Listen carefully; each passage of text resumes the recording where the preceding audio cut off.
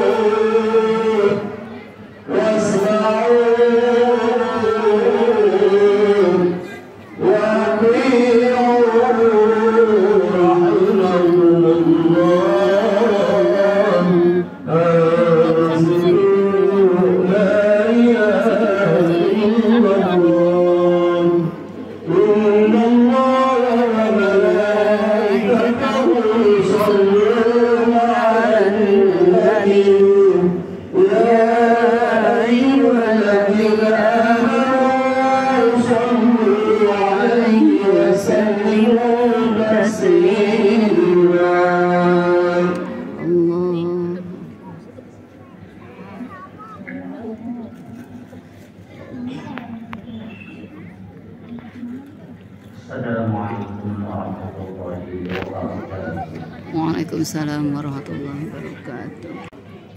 Allahu Akbar, Allahu Akbar, Allahu Akbar, Allahu Akbar, Allahu Akbar, Allahu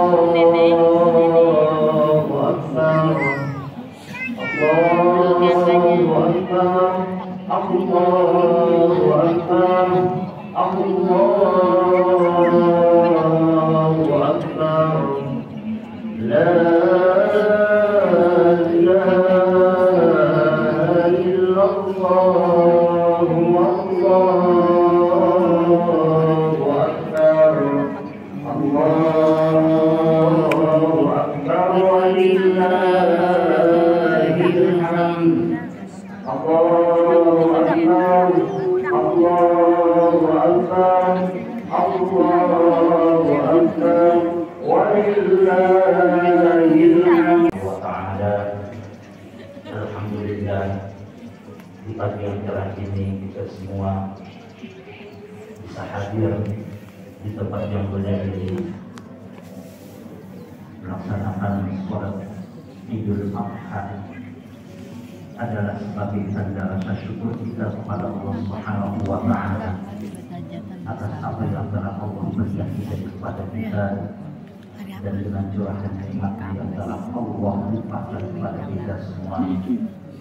Mudah-mudahan di hari yang penuh barokah ini Allah Subhanahu wa Ta'ala menjadikan kita sebagai hamba-hambanya yang mendapatkan ridho dari Allah Subhanahu wa Ta'ala menuju keselamatan di dunia wal akhirah. Amin ya rabbal alamin. Amin. Salawat dan salam semoga juga mari kita sanjungkan ke hari Jumat kita Nabi Muhammad sallallahu alaihi wasallam beserta keluarga dan para sahabatnya, dan mudah-mudahan rahmat langsungnya Allah sampai kepada kita semua umatnya yang senantiasa istiqomah dalam menjalankan segala apa yang telah disyariatkannya, menjalankan apa yang telah menjadi uswahnya, melaksanakan semua sunnah-sunnahnya, yang mudah-mudahan dalam yaumil qiyamah kita akan mendapatkan syafaatul husna darinya. Amin amin ya rabbal alamin. Ma'asyiral muslimin wa suratul mu'minin yang salat Id yang dirahmati Allah Subhanahu wa Ta'ala. Mari kita tingkatkan iman takwa kita kepada Allah Subhanahu wa Ta'ala dengan sebenar-benarnya takwa, yakni menjalankan segala apa yang telah diperintahkan Allah, tentunya semua dengan keikhlasan dan mengharap ridhonya, dan menjauhi larangan Allah Subhanahu wa Ta'ala yang tentunya kita mohon kepada Allah akan bimbingan dan pertolongan dan perlindungannya. Mudah-mudahan dengan iman dan takwa kita semua termasuk orang-orang pilihan yang selamat di dunia wal akhirah. Amin ya rabbal alamin. Ma'asyiral muslimin wal mu'minin sidang salat Id yang dirahmati Allah Subhanahu wa Ta'ala. Alhamdulillah, pada hari ini kita semua dapat melaksanakan hari raya Idul Adha atau lebih dikenal dengan Idul Kurban, yang setiap malam Jumat Akhir tahun dan tahlil menghiasi seluruh masjid dan musola, maka di jalanan semua adalah menyambut gembira dengan datangnya hari raya Idul Adha ini. Dan Idul Adha ini berkaitan erat dengan kurban, dan kurban berkaitan erat pula dengan peristiwa Nabi Ibrahim alaihi salam. Namun peristiwa kurban itu bukan hanya terjadi pada masa Nabi Ibrahim, tetapi sejak zaman Nabi Adam alaihi salam. Sebagaimana Allah Subhanahu wa taala telah berfirman di dalam Al-Qur'an, A'udzu billahi minasyaitonir rajim. Bismillahirrahmanirrahim. Wa atlu 'alaihim naba'at Adam bil haqq idh qarraba qurbanan faqubila min ahadihima wa lam yataqabbal min al-akhar. Qala la'aqtulanna qala innama yataqabbalu Allahu minal muttaqin. Yang artinya, dan ceritakanlah Muhammad tentang peristiwa dua anak Nabi Adam dengan sebenar-benarnya. Idh qarraba qurbanan faqubila min ahadihima wa lam yataqabbal min al-akhar. Di mana keduanya mempersembahkan kurbannya kepada Allah Subhanahu wa taala, yang satu diterima dan yang satu ditolak. Qala la'aqtulanna, maka jadi orang berkata, aku akan membunuhmu. Qala innama yataqabbalu Allahu minal muttaqin. Sesungguhnya persembahan kurban yang diterima oleh Allah adalah karena atas dasar ketakwaannya kepada Allah Subhanahu wa taala. Allahu akbar, Allahu akbar, Allahu akbar, walillahil hamd. Kurban pernah terjadi pada masa Nabi Adam yang dipersembahkan oleh Habil yang diterima. Tetapi setelah masa Nabi Adam alaihi salam hingga pada masa Nabi Nuh dan hingga sampai kepada Nabi Ibrahim alaihi salam, tidak ada yang berubah dalam pelaksanaan penyerahan kurban yang intinya taqarrub ila Allah, untuk mendekatkan diri kepada Allah di masa Nabi Adam sampai kepada Nabi Muhammad alaihi salam. Tetapi di masa Nabi Nuh ada yang disebut dengan masa fatrah sampai utusnya Nabi Ibrahim alaihi salam, yakni tidak ada utusan hening yang dalam kurun waktu kurang lebih 2400 tahun. Dan setelah masa fatrah itulah tidak ada utusan dari Allah Subhanahu wa taala untuk memberikan peringatan, maka terjadi penyimpangan dalam penyerahan kurban-kurban yang awalnya berupa hewan yang dipersembahkan sebagai taqarrub, mendekatkan diri kepada Allah Subhanahu wa taala, tapi pada masa itu terjadi banyak dikorbankan jiwa-jiwa manusia. Bahkan di kota di Irak, di kota Kanaan, apabila seorang bayi yang lahir pada bulan-bulan tertentu maka dikorbankan dan dipersembahkan untuk dewa Baal. Begitu juga terjadi di Mesir. Setiap wanita cantik yang perawan sudah mencapai umur atau masa balik, maka harus dikorbankan darahnya dan dipersembahkan untuk Dewi Sungai. Dan terjadi pula di suku Aztec,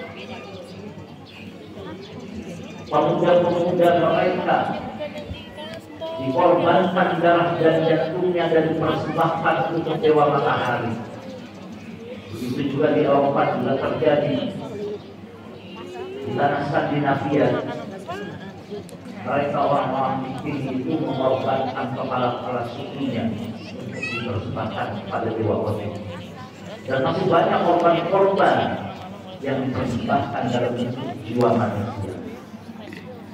Dan ini sudah melanggar semua hak-hak ketentuan bahwa Allah Subhanahu wa Ta'ala menjadikan manusia adalah makhluk yang mulia.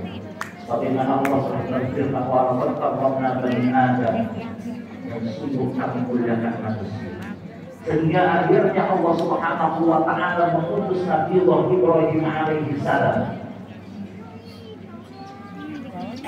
yang diperintahkan langsung untuk mengorbankan bukan orang lain, tetapi putra yang menjadi buah hati kesayangannya. Dan ini adalah sebagai jawaban yang memuaskan kepada semua pihak, yang perintahnya yang tidak lazim hanya melalui sebuah mimpi. Di malam ke-8 Nabi Ibrahim alaihi salam bermimpi untuk menunaikan nazar, diperintahkan untuk menyembelih putra. Maka Nabi Ibrahim ketika bangun dalam keadaan bimbang, dalam keadaan ragu-ragu, apakah ini mimpi yang datang dari Allah atau dari iblis? Maka hari itu dikatakan yaum syak atau yaum tarwiyah, yang artinya Nabi Ibrahim melihat di dalam mimpi sebuah perintah. Lalu di malam ke-9 Nabi Ibrahim alaihissalam pun bermimpi yang sama, diperintahkan untuk menunaikan nazarnya menyembelih putranya. Dan ketika bangun dua kali mimpi yang sama, Nabi Ibrahim mengerti bahwa itu adalah perintah Allah dan mengertinya itu adalah yaumul Arafah, mengerti betul bahwa itu perintah Allah. Sehingga pada malam ke-10 dan hari naharnya dilaksanakanlah nazar Nabi Ibrahim alaihissalam untuk menyembelih putranya, yaitu Nabi Ismail alaihissalam. Maka Nabi Ibrahim berkata, "Ya bunayya, inni ara fil manami anni azbahuka fanzur madza tara." Wahai putraku, semalam aku bermimpi diperintahkan oleh Allah Subhanahu wa Ta'ala untuk menyembelihmu. Fanzur madza tara, bagaimana pendapatmu? Maka dijawab dengan tegas. Ya pada saat itu notabene Nabi Ismail alaihissalam dalam usia yang sangat belia, yaitu 7 tahun, wakil 9 tahun. Maka dijawab, ya abati, yuf'al ma tu'mar satajiduni insyaallah minas sabirin. Wahai ayahku, seandainya ini perintah Allah dan aku harus dikorbankan karena Allah, maka aku relakan diriku persembahkan untuk Allah Subhanahu wa Ta'ala. Satajiduni insyaallah minas sabirin. Setelah kau akan mendapatkan aku seorang yang penyabar lagi penyakit. Maka ketika itu iblis laknatullah begitu sibuknya menggoda Nabi Ibrahim agar tidak terjadi mengorbankan putranya, sehingga pada saat itu karena Nabi Ibrahim sudah mengetahui bahwa ini jelas perintah Allah, disambitlah iblis laknatullah. Dan itu adalah sebagai lambang Allah, itulah Allah yang pertama. Tidak mampu iblis laknatullah menggoda Nabi Ibrahim, maka putranya digoda.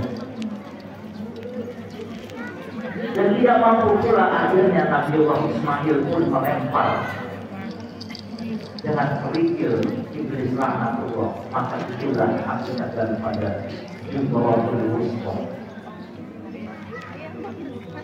Bukan hanya Nabi Ibrahim dan Ismail, tetapi ibunya. Siti Hajar pun digoda. Bagaimana seorang suami yang hanya dengan mimpi mau mengorbankan putranya, maka Siti Hajar pun berkata, seandainya aku harus dikorbankan karena Allah, maka akan aku serahkan. Jadi sadisnya iblis rahmatullah, itulah hakikat daripada Jumratul Obat. Allahu Akbar, Allahu Akbar, Allahu Akbar, walillahil hamd. Ma'asyiral muslimin wa zumratal mu'minin, sidang salat Id yang dirahmati Allah. Maka ketika Nabi Ibrahim alaihi salam membawa putranya di Jabal Quraisy untuk melaksanakan perintah Allah memenuhi nazarnya, dan ketika golok yang sudah diasah dengan tajam menempel di kulit Nabi Ismail alaihissalam, turunlah malaikat Jibril membawa kabar gembira agar melepaskan Nabi Ismail dan digantinya dengan domba. Hikmah yang ada pada peristiwa yang dialami oleh Nabi Ibrahim alaihi salam untuk memberi putranya Nabi Ismail alaihi salam adalah sebagai jawaban, jangan ada lagi korban yang dipersembahkan dalam bentuk fisik manusia. Betapa banyak hanya karena rupiah nyawa melayang. Berapa banyak harta kekuasaan korban rakyat dijadikan hanya karena ambisi yang gak jelas. Banyak orang dijadikan tumbal, dan masih banyak lagi korban-korban nyawa manusia yang hanya karena perkara sendiri. Maka hakikat kurban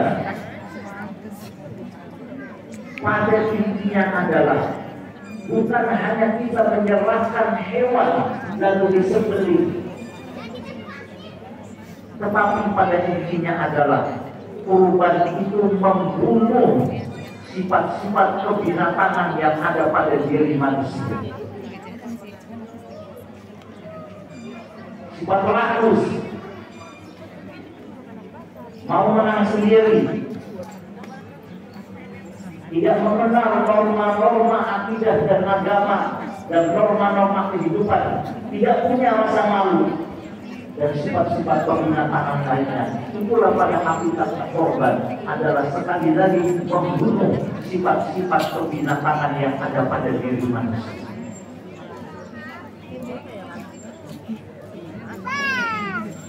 Karena manusia adalah makhluk yang dimuliakan oleh Allah Subhanahu wa Ta'ala. Bahkan kemuliaan manusia sampai Allah perintahkan para malaikat yang suci untuk bersujud kurma. Yang para manusia adalah makhluk yang diberi akal dan nafsu. Siapa yang lebih kuat akalnya dan mengalahkan nafsunya, maka dia termasuk orang yang beruntung. Tetapi jika manusia yang hawa nafsunya telah mengalahkan akalnya, maka dia pasti akan celaka.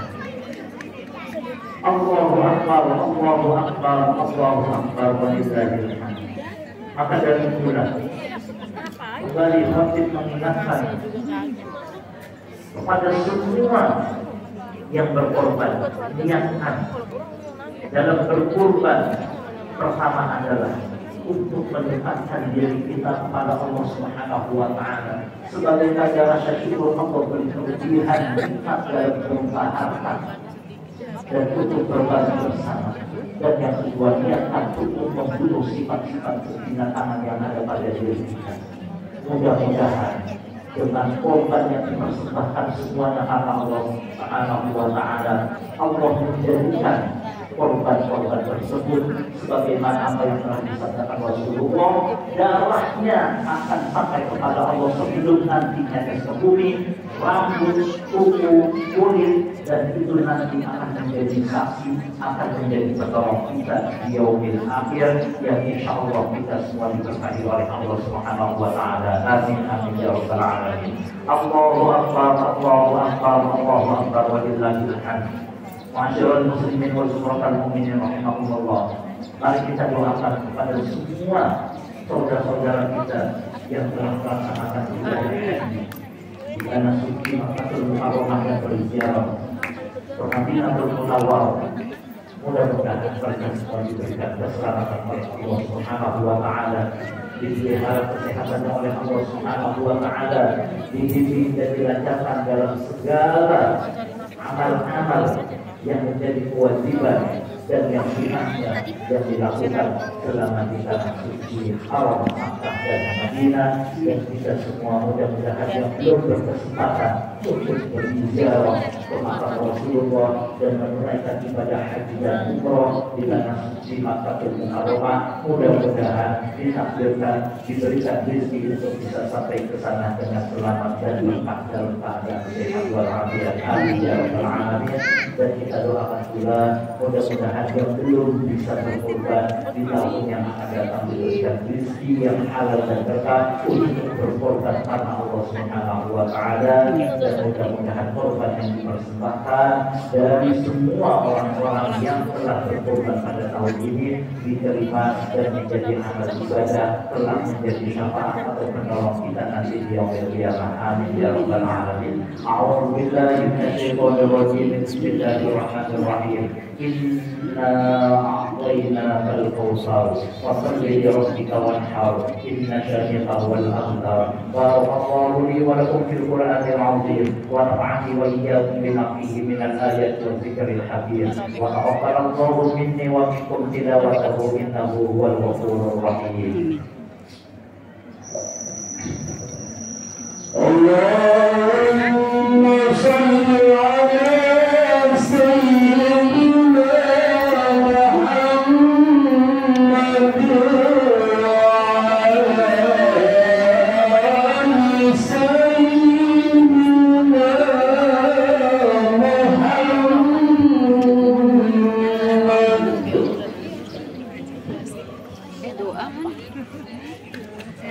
Alhamdulillah wahdah shalla wa'ala wa nasara 'abdahu wa 'azzahu wa hazama ahzaba wahdah. La ilaha illallah wahdahu la sharika lahu wa ashhadu anna sayyidana wa nabiyyana Muhammadan 'abduhu wa rasuluhu la nabiyya ba'dahu. Allahumma salli wa sallim wa barik 'ala sayyidina ومولانا محمد بن عبد الله وعلى آله وصحبه ومن والاه. لا حول ولا قوة إلا بالله.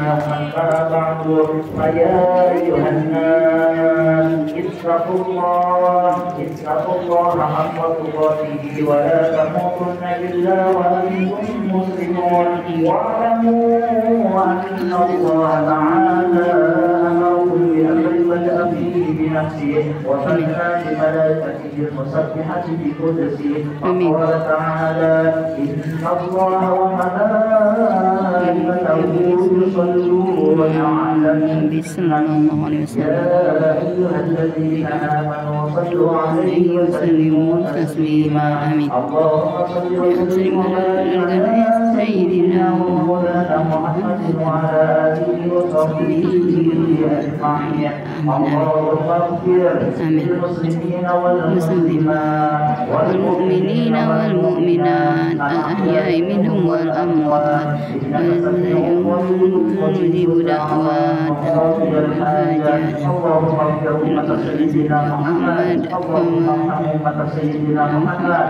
اللهم اعف أمة سيدنا محمد. اللهم اصلح أمة سيدنا محمد. اللهم انصر أمة سيدنا محمد. اللهم اجبر أمة سيدنا محمد. اللهم استر أمة سيدنا محمد. اللهم أعز الإسلام والمسلمين وأذل الكفرة والظالمين المسلمين والمشركين وأعد كلمتك إلى يوم الدين. اللهم يسر علينا زيارة حرمك وحرمه صلى الله عليه وسلم من قبل أن تميتنا، وأتم علينا الإقامة في حرمك وحرمه صلى الله عليه وسلم إلى أن نتوفى.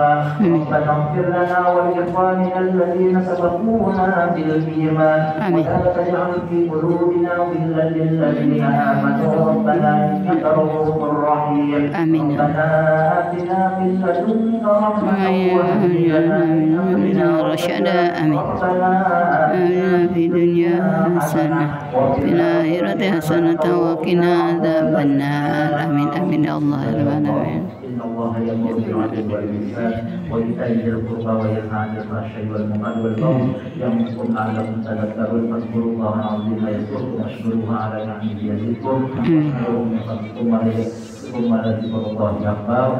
السلام عليكم ورحمة الله وبركاته. Waalaikumsalam warahmatullahi wabarakatuh. Demikian tadi khutbah dan doa Idul Adha di Masjid Al-Muhajirin Pondok Ungu Permai Sektor 5 Blok E RW 21.